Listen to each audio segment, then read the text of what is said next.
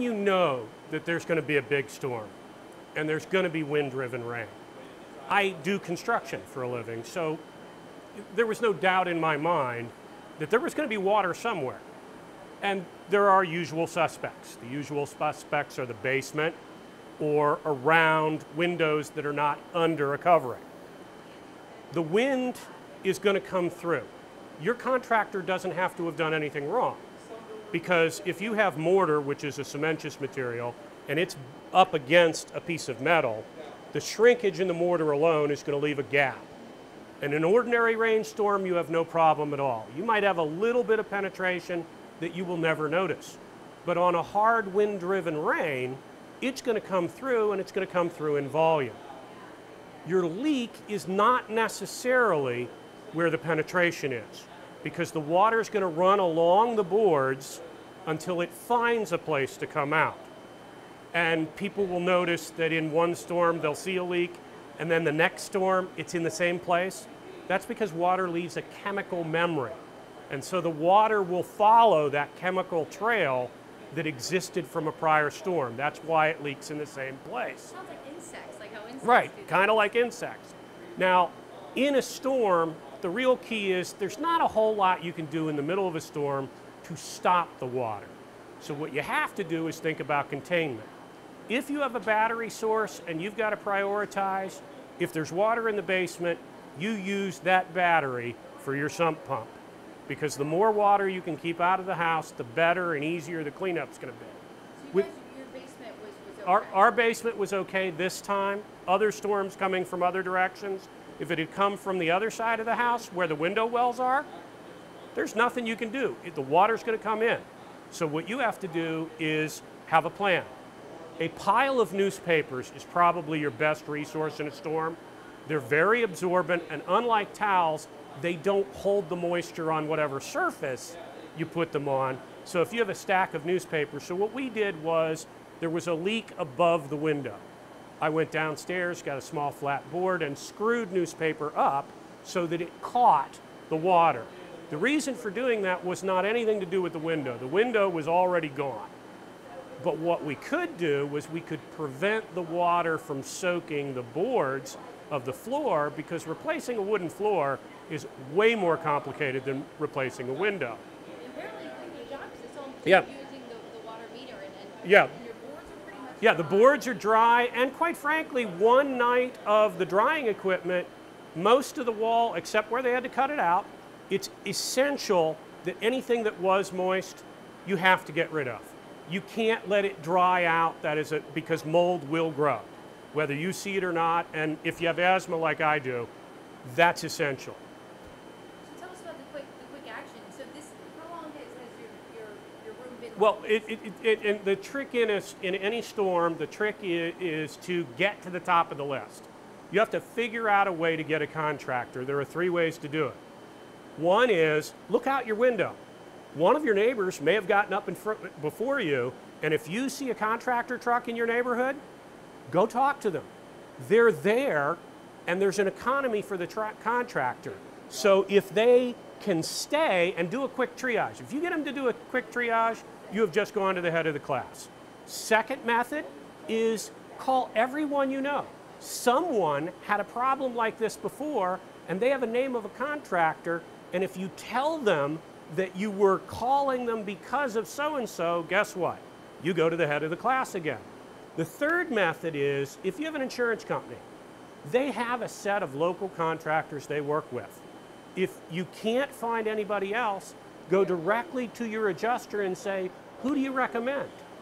They recommend people because they trust them. And in a lot of insurance, there's a lot of mistrust.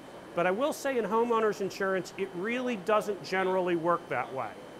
You want the contractor to be able to work with the insurance adjuster, and most of the time, your involvement monetarily ends when you get 2 competent professionals together, because they work it out.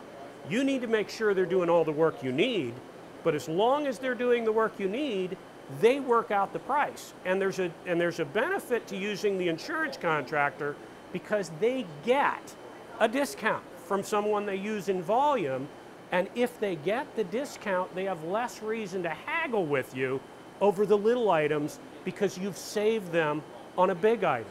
So it makes sense. It's most important to realize that in a big storm, they don't have time for hassle. They want to be in and out and done because they want to get to everybody. And the only way they can do that is with a cooperative approach. So don't go in thinking there's a fight, go in thinking you catch more flies with sugar. And if you're courteous to them, and quite frankly, the guys that are working long hours. If you can offer them a cup of coffee, if you can give them a kind word, tell them you appreciate what they're doing, that goes a long way toward establishing that relationship. And I think that's probably the most important thing you can do at this point. My question then would be, here's someone who has experience with construction, who have experience with the law, dealing with insurance companies, somebody who doesn't have any experience, who's seen some water coming through their window. What are some problems they could deal with? I mean, you guys got really fast service, but how are people vulnerable in this situation if they don't know it? Well, again, the most important thing they can do is get to the head of the class. Get somebody in. The longer water stays, the more risk of mold. So if you've got water, you need to act quickly. There's also there are two other issues. One, I know that I sat here last night after I got great response from a local contractor. The contractor is Service First. Okay, they were really good. There's two types of contractors right now. There are local reputable contractors working day in and day out with local insurance agencies, and there are storm chasers. If they pull up in a huge RV, that's a warning sign, okay? When we had the hail, we had the same thing. There were literally storm chasers going around. You want a local reputable contractor. That's a main point.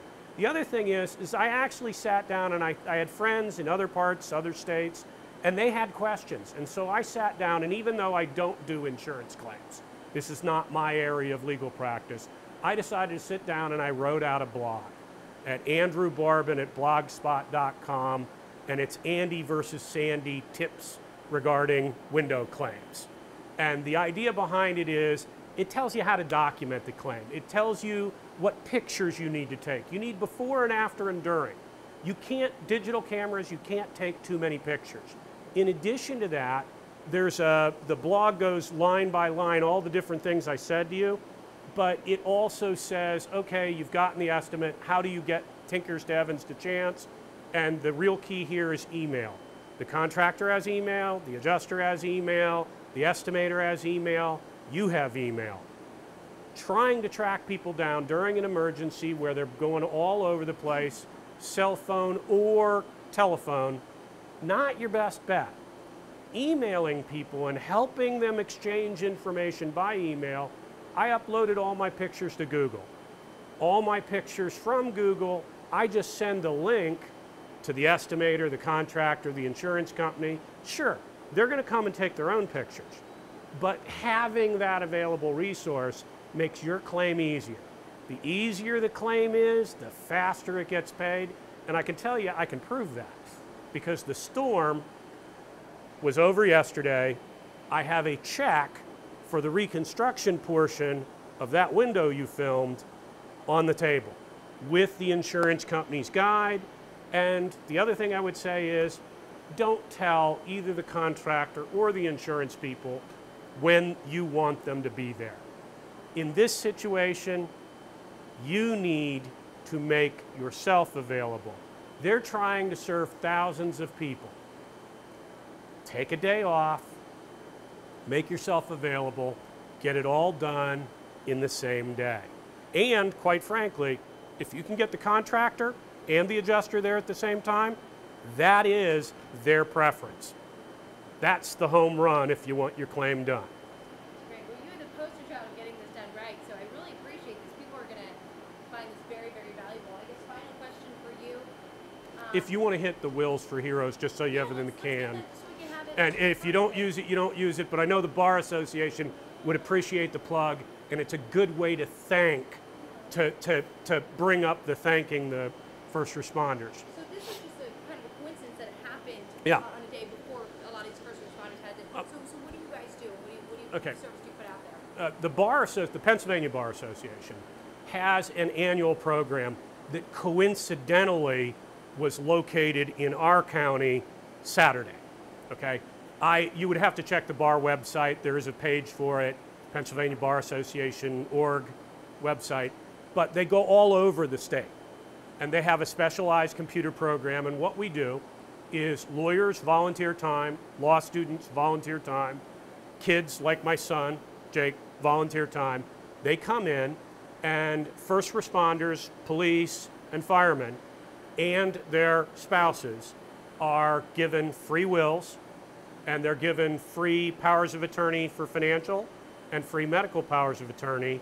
And so they get it all in one place, and the beauty of it is that it's every year. So if you need to update your will, you can come back, the data's in the system, and you have not had to pay. And this year it was particularly gratifying for me because it came when everybody was preparing for Sandy, and it was a way to actually thank people before they went out into harm's way. And I don't think we appreciate them enough. And in addition to those people, I would note that it's the same with the insurance adjusters.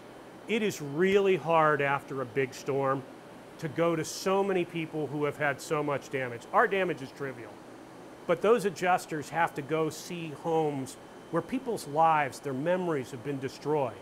And they do it, and they do it with courtesy and compassion. And for any of the people like me who have small claims, to give them a hard time when they are out trying to do the best they can to salve wounds much bigger than ours, I just think it's important to thank all of the people who are involved in that process. Get a little insurance. Right, and quite frankly, it's not a good strategy because particularly with homeowners insurance, cooperation between your contractor and their estimator and you being reasonable. You need to get what you need, okay? And you shouldn't back down from getting what you need. But the contractor's a professional. You should listen to what they say you need. And if you don't believe them, don't argue with them, go out and find somebody for a second opinion, but do not argue with the person on the spot because if it turns out you were wrong, you cannot unbreak the camel's back.